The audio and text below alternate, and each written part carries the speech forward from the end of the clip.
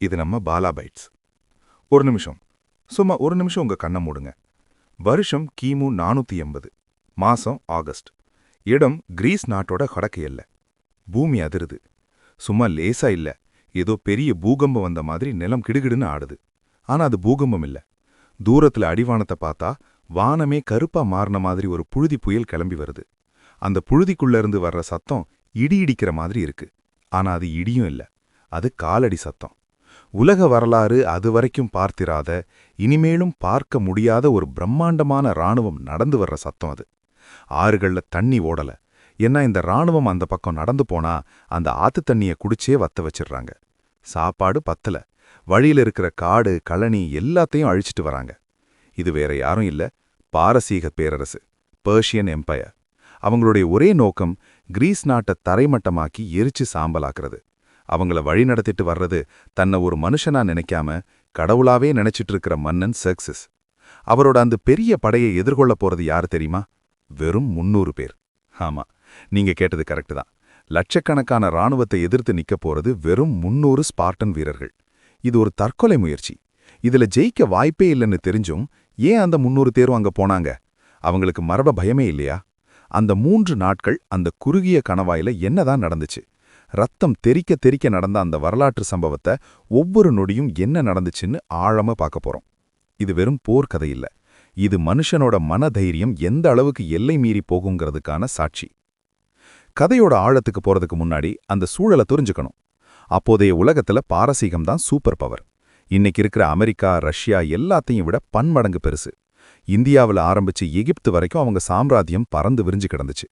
அந்த சாம்ராஜ்யத்தோட மன்னன் டேரியஸ் இதுக்கு முன்னாடி கிரீஸ் மேல படையெடுத்து வந்தப்போ மராத்தான் போர்க்களத்துல தோத்து போய் அவமானத்தோட திரும்பினார். அந்த அவமானம் பாரசீக மன்னர்களுக்கு தூக்கத்தை கெடுத்துச்சு. அப்பா டேரியஸ் செத்த பிறகு அவரோட பையன் செர்க்ஸஸ் அரியணையறான்.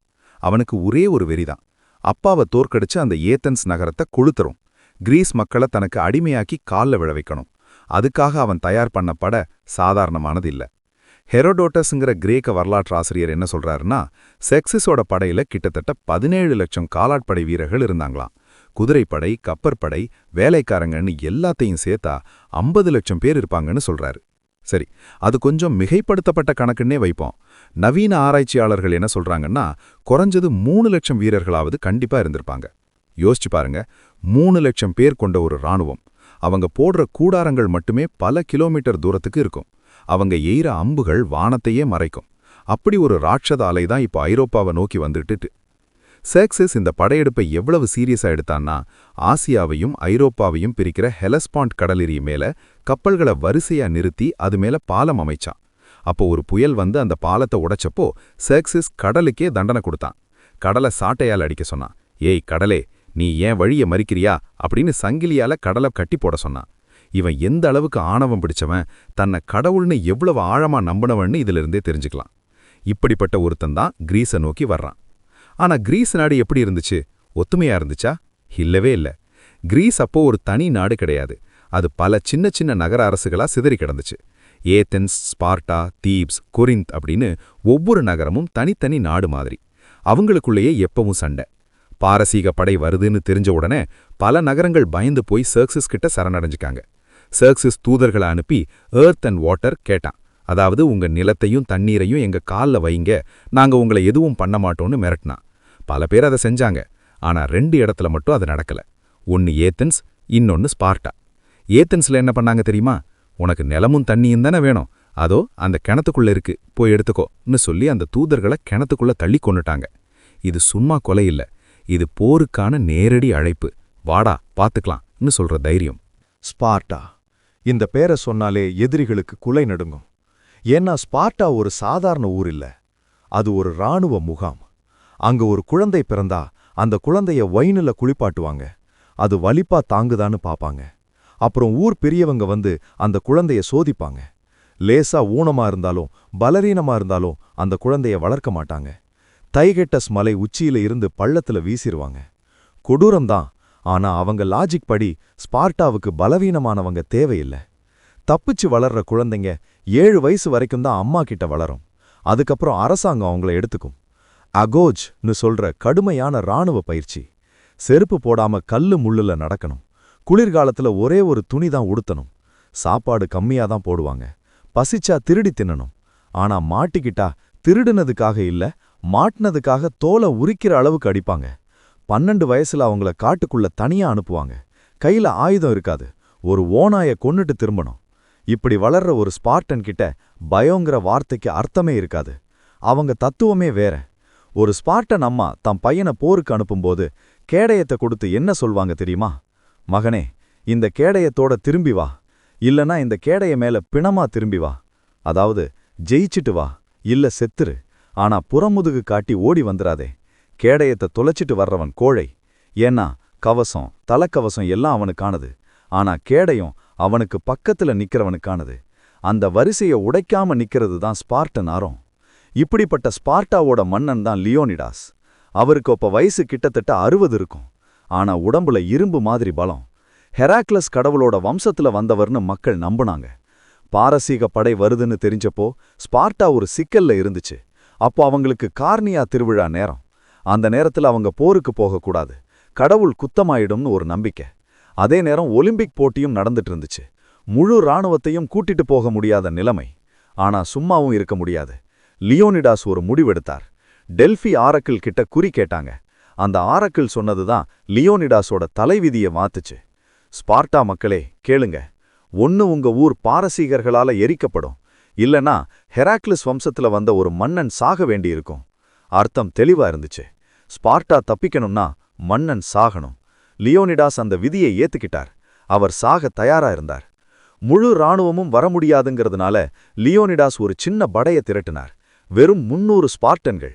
ஆனா இவங்க சாதாரண ஆளுங்க இல்ல. இவங்க லியோனிடாஸோட சொந்த பாடிகார்ட்ஸ், ஹிப்பீஸ்னு சொல்வாங்க.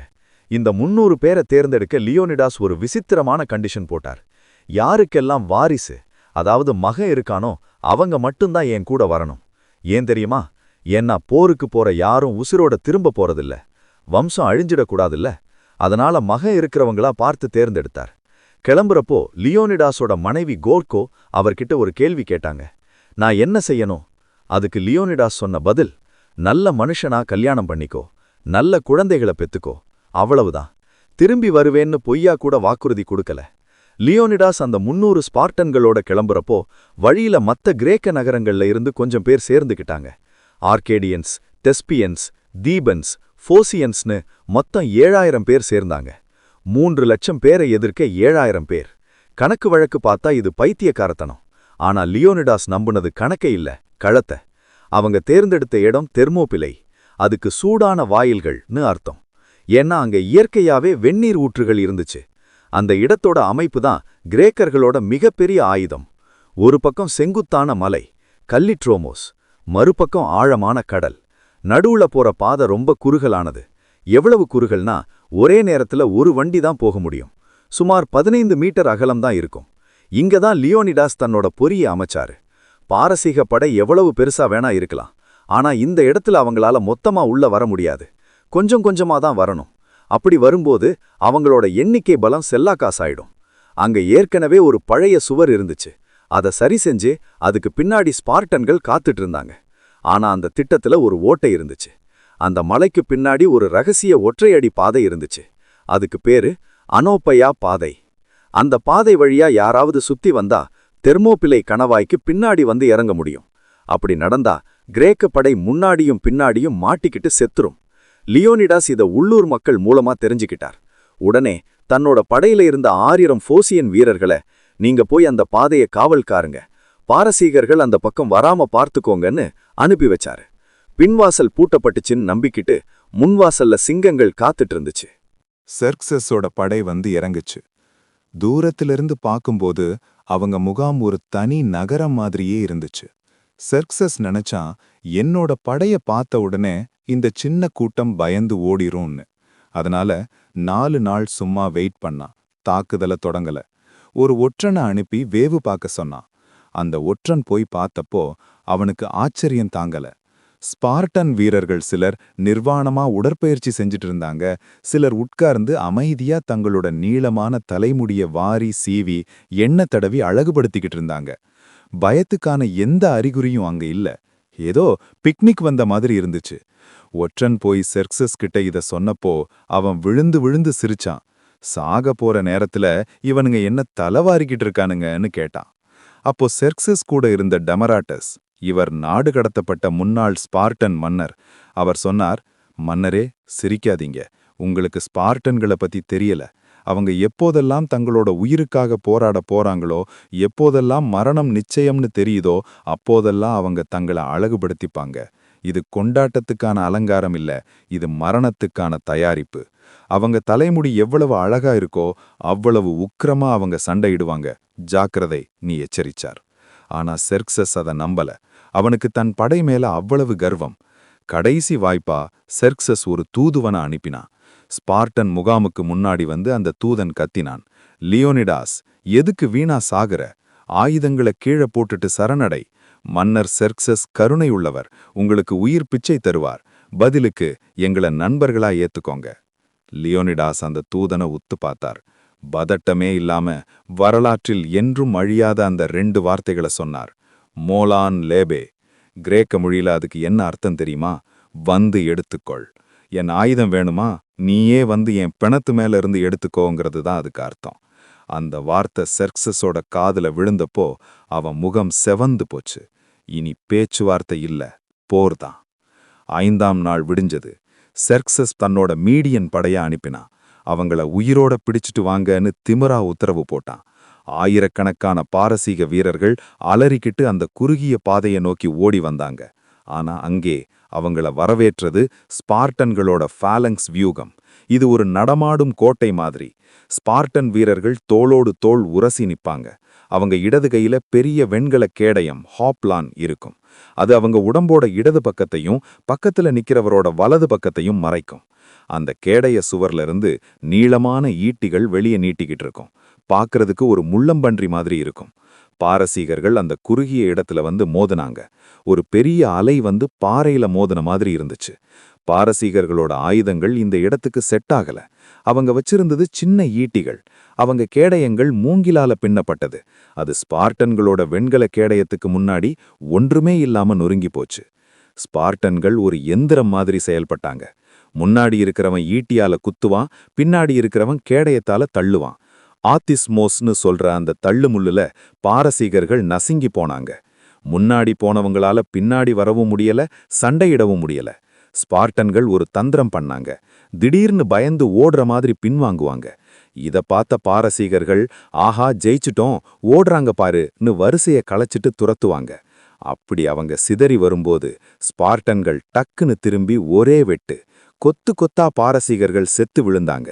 தரை முழுக்க ரத்தம் ஆறு மாதிரி ஓடுச்சு. முதல் நாள் முடிவுல கிரேக்க படையில பெரிய இழப்பே இல்ல. ஆனா பாரசீக தரப்புல பிணக்குவியல்கள். செர்க்சஸ் அதிர்ச்சி ஆயிட்டான். தன்னோட சாதாரண படை வேலைக்கு ஆகாதுன்னு தெரிஞ்சதும் அவன் தன்னோட ட்ரம்ப் கார்டை இழக்கினான். தி இம்மார்டல்ஸ், சாகாவரம் பெற்றவர்கள். இது பாரசீகத்தோட ஸ்பெஷல் ஃபோர்ஸ். மொத்தம் 10,000 பேர். ஏன் இவங்களுக்கு இம்மார்டல்ஸ்னு பேர் வந்துச்சுன்னா, போர்ல ஒருத்தன் செத்துட்டா உடனே இன்னொருத்தன் அந்த இடத்துக்கு வந்துருவான். எண்ணிக்கை எப்பவும் 10,000ஆவே இருக்கும், குறைவே குறையாது. பார்க்கறதுக்கே பயங்கரமா இருப்பாங்க. முகமூடி அணிஞ்சு அமைதியா வருவாங்க. செர்க்சஸ் நினைச்சான், இவங்க முன்னாடி அந்த 300 பேரும் துவம்சம் ஆயிடுவாங்கன்னு.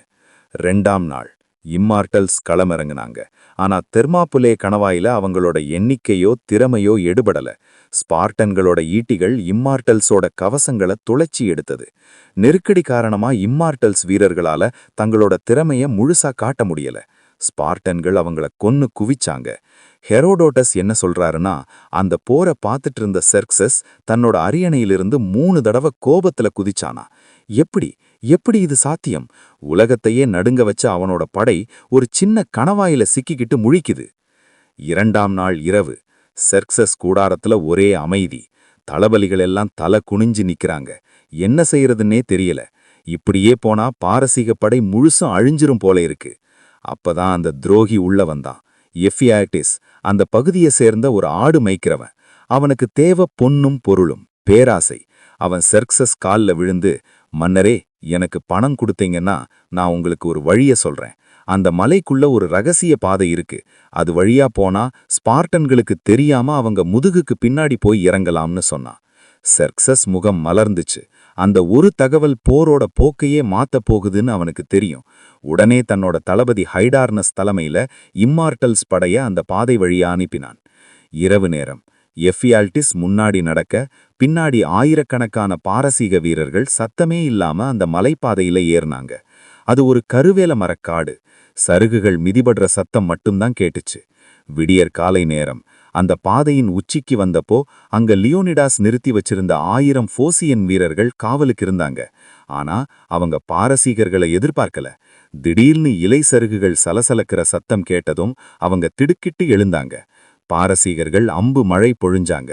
போசியன்கள் என்ன நினைச்சாங்கன்னா, பாரசீகர்கள் தங்களை தான் தாக்க வர்றாங்கன்னு நினைச்சு பயந்து போய் பாதையை விட்டு விலகி இன்னும் உயரமான மலை உச்சிக்கு ஓடி போயிட்டாங்க, தங்களை தற்காத்துக்கிறதுக்காக. ஆனா இது ஒரு பெரிய தப்பு. பாரசீக தளபதி ஹைடார்னஸ் புத்திசாலி. அவன் போசியன்களை துரத்தல. அவனுக்கு தேவை வழி.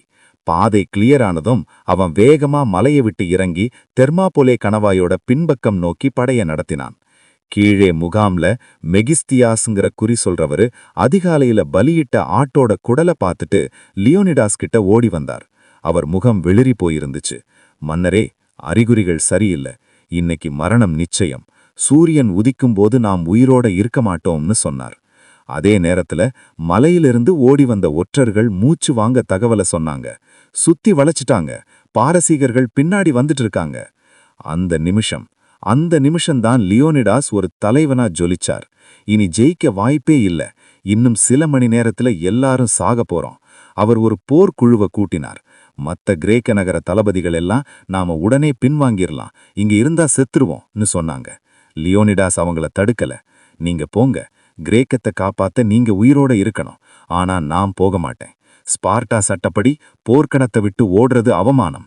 நான் இங்க நின்னு எவ்வளவு நேரம் தாமதப்படுத்த முடியுமோ அவ்வளவு நேரம் தாமதப்படுத்துறேன். பெரும்பாலான படைகள் கண்ணீரோட விடைபெற்று போனாங்க. ஆனா லியோனிடாஸ் தனிச்சு விடப்படல. அந்த 300 ஸ்பார்ட்டன்கள் அப்படியே சிலையா நின்னாங்க. ஆனா ஆச்சரியம் என்னன்னா, அவங்க கூடவே இன்னும் 700 பேர் நின்னாங்க. அவங்க தெஸ்பியன்ஸ். அவங்க தளபதி டெமாஃபிலஸ் லியோனிடாஸ் கிட்ட வந்து சொன்னார், நாங்களும் போக மாட்டோம். என் நகரத்தை பாதுகாக்க நான் ஓடலாம். ஆனா உங்களை இங்கே தனியா விட்டுட்டு போனா அது என் வாழ்நாள் முழுசும் என்ன உறுத்தும். நாங்களும் உங்களோடையே சாகிறோம். இதுதான் வரலாறுல அதிகம் பேசப்படாத தியாகம். அந்த 700 தெஸ்பியன்களும் ஸ்பார்ட்டன்களுக்கு இணையா அன்னைக்கு நின்னாங்க. கூடவே ஒரு 400 தீபன்களும் இருந்தாங்க. 3ஆம் நாள் காலை. சூரியன் மெல்ல எட்டி பார்த்தது. லியோனிடாஸ் தன்னோட வீரர்களை பார்த்தார். அவங்க கண்கள்ல பயம் இல்ல, ஒருவிதமான அமைதி இருந்துச்சு. அவர் சொன்னார், காலை உணவை நல்லா சாப்பிடுங்க பசங்களா. ஏன்னா இன்னைக்கு ராத்திரி விருந்து நமக்கு நரகத்துல, ஹேடிஸ். அந்த வார்த்தையில இருந்த கெத்து அவங்க மன உறுதியை காட்டுச்சு. இதுவரைக்கும் அவங்க அந்த சுவருக்கு பின்னாடி நின்னு தற்காப்பு போர் தான் செஞ்சாங்க. ஆனா இன்னைக்கு லியோனிடாஸ் வியூகத்தை மாத்தினார். இனி தற்காப்பு இல்ல, தாக்குதல் தான். சிங்கத்தை அதோட குகையிலேயே போய் அடிப்போன்னு முடிவு பண்ணி அந்த சுவரைத் தாண்டி கணவாயோட அகலமான பகுதிக்கு தன்னோட படைய கூட்டிட்டு போனார். அது போர் இல்ல, அது ஒரு படுகொலை. வெறி பிடிச்ச மாதிரி கிரேக்கர்கள் பாய்ஞ்சாங்க. பாரசீகர்கள் நிலைகுலைஞ்சு போனாங்க. அவங்க தளபதிகள் சவுக்க வச்சு அடிச்சுதான் வீரர்களை முன்னாடி தள்ள வேண்டியிருந்துச்சு. அவ்வளவு பயம். கிரேக்கர்களோட ஈட்டிகள் ஒடிஞ்சு போச்சு. அவங்க வாள்களை உருவினாங்க. வாள்களும் மழுங்கி போச்சு. அப்ப கைகளால கேடயத்தால அடிச்சு சண்டையிட்டாங்க. லியோனிடாஸ் முன்னாடி நின்னு சுழன்று சண்டையிட்டார். அவரோட ஒவ்வொரு அசைவுக்கும் ஒரு பாரசீகத் தலை உருண்டுச்சு. ஆனா விதி வலியது. சுத்தி வளைச்ச பாரசீகப் படை எய்த அம்புகளும் வீசிய ஈட்டிகளும் லியோனிடாஸ துளைச்சது. ஸ்பார்ட்டாவின் சிங்கம் சாய்ந்தது. மன்னன் விழுந்தா எதிரிகள் அவரோட உடலை கைப்பற்ற நினைப்பாங்க. அதை அவமானப்படுத்தி வெற்றியை கொண்டாட நினைப்பாங்க. பாரசீகர்கள் லியோனிடாஸ் உடலை இழுக்க வந்தாங்க. ஆனா எஞ்சி இருந்த ஸ்பார்ட்டன்கள் அதை அனுமதிக்கல. அந்த உடலை சுத்தி ஒரு மனித கோட்டையை அமைச்சாங்க. ஹிரோடோட்டஸ் என்ன சொல்றாருன்னா, 4 தடவை பாரசீகர்கள் அந்த உடலை கைப்பற்ற வந்தாங்க. 4 முறையும் ஸ்பார்ட்டன்கள் அவங்கள விரட்டி அடிச்சு லியோனிடாஸ் உடலை மீட்டாங்க.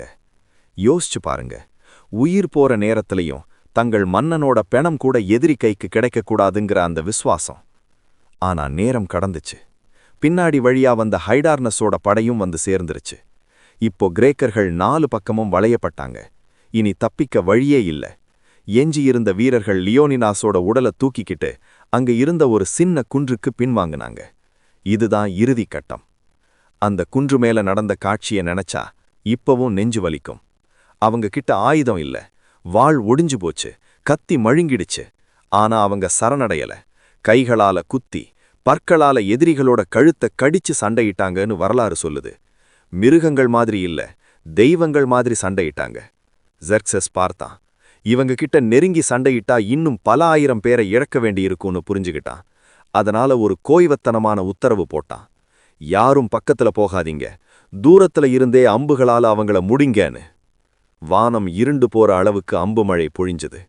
இதுக்கு முன்னாடி போர் ஆரம்பிக்கிறதுக்கு முன்ன ஒரு ஸ்பார்டன் வீரர் டியனெக்கீஸ் கிட்ட பாரசீகர்கள் விடுற அம்பு சூரியனையே மறைச்சிலும்னு சொன்னப்போ அவர் சிரிச்சுக்கிட்டே சொன்னார், ரொம்ப நல்லது, அப்போ நாங்க நிழல்ல சண்டையிடுவோம். Then we shall fight in the shade. அந்த வார்த்தை இப்போ நிஜமாச்சு. ஆனா அது மரண நிழல். ஆயிரக்கணக்கான அம்புகள் அவங்கள சல்லடையா துளைச்சது. ஒவ்வொருத்தரா விழுந்தாங்க. கடைசியில அந்த குன்று முழுவதும் அமைதி நிலவுச்சு. ஒரு உயிர் கூட மிஞ்சல. 300 ஸ்பார்டன்கள், 700 தெஸ்பியன்கள், எல்லாரும் அந்த மண்ணோட மண்ணா ஆனாங்க. போர் முடிஞ்சது. ஜெர்க்சஸ் அந்த பிணக்குவியல்களுக்கு நடுவுல நடந்து வந்தான். லியோனிடாஸோட உடலை கண்டுபிடிச்சான். அவனுக்குள்ள ஒரு நடுக்கம். ஒரு சின்ன படை தன்னை இவ்வளவு தூரம் அலைக்கழிச்சதா அவனால தாங்கிக்க முடியல. கோபத்துல லியோனிடாஸோட தலைய வெட்டி உடலை சிலுவையில அறைய சொன்னான். இது ஒரு மாவீரனுக்கு செய்யற மரியாதை இல்ல. ஆனா ஜெர்க்சஸ் பயந்து போயிருந்தான். அவனுக்கு தெரியும், அவன் ஜெயிச்சது இடத்தை மட்டும்தான், இதயத்தை இல்ல. இந்த தியாகம் வீண் போகல. தர்மாபிலேங்கிற அந்த தீப்பொறி கிரீஸ் முழுக்க பரவிச்சு. 300 பேரால அவ்வளவு நேரம் தாக்குப்பிடிக்க முடிஞ்சதுன்னா நான் எல்லாரும் சேர்ந்தா என்ன செய்ய முடியும்னு கிரேக்கர்களுக்கு நம்பிக்கை வந்துச்சு. அந்த வருஷமே சலாமிஸ் கடற்போர்ல கிரேக்கர்கள் பாரசீக கடற்படைய நிர்மூலமாக்கினாங்க. அடுத்த வருஷம் பிளாட்டியா போர்ல ஒட்டுமொத்த கிரேக்கமும் திரண்டு வந்து பாரசீக படைய விரட்டி அடிச்சு யூரோப்பை விட்டு ஓட விட்டாங்க. அந்த மாபெரும் வெற்றிக்கு விதை போட்டது தெர்மாபிலை மண்ணுல விழுந்த அந்த ரத்தம்தான். இன்னைக்கும் நீங்க கிரீஸ் நாட்டுக்கு போனீங்கன்னா அந்த தெர்மாபிலை கணவாயில ஒரு நினைவு சின்னம் இருக்கு. லியோனிடாஸோட சிலை கம்பீரமா நிக்குது. அதுக்கு கீழே மோலான் லேபைன்னு எழுதியிருக்கு. அதுக்கு எதிரில அந்த வீரர்கள் புதைக்கப்பட்ட இடத்துல ஒரு பழைய கல்வெட்டு வாசகம் இருக்கு. கவிஞர் சைமோனிடிஸ் எழுதினது. அந்த வரிகள் சொல்ற மெசேஜ் உலகம் அழியிற வரைக்கும் ஒலிச்சுக்கிட்டே இருக்கும். ஓ வழிபோக்கனே, ஸ்பார்ட்டா மக்களிடம் சென்று சொல், நாங்கள் அவர்களின் சட்டத்திற்கு கட்டுப்பட்டு இதோ இங்கே கிடக்கிறோம் என்று. அவங்க சாகல, வரலாற்றுல வாழ்ந்துகிட்டு இருக்காங்க. ஏன்னா உண்மையான வீரனுக்கு மரணம் கிடையாது. அவங்க உடம்புதான் மண்ணுக்குள்ள போகும். அவங்க பேர் காத்துல கலந்து ஒவ்வொரு முறையும் அநீதிக்கு எதிரா ஒருத்தன் எழும்பும் போதும் அவன் காதுல ஒலிச்சுக்கிட்டே இருக்கும். மோலான் லேபே, வந்து எடுத்துக்கொள். இதுதான் ஸ்பார்ட்டா, இதுதான் தெர்மாபிலை.